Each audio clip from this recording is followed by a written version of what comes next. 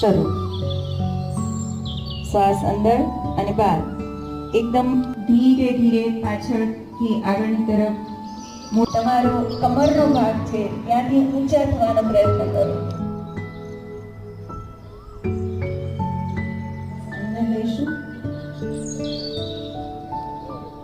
અને ધીરે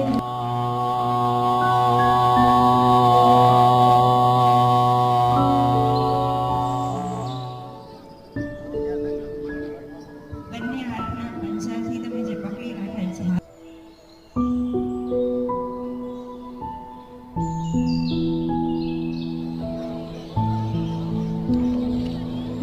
આ બધા ઝડપથી માથું ઝુકાવી અને જમીનની તરફ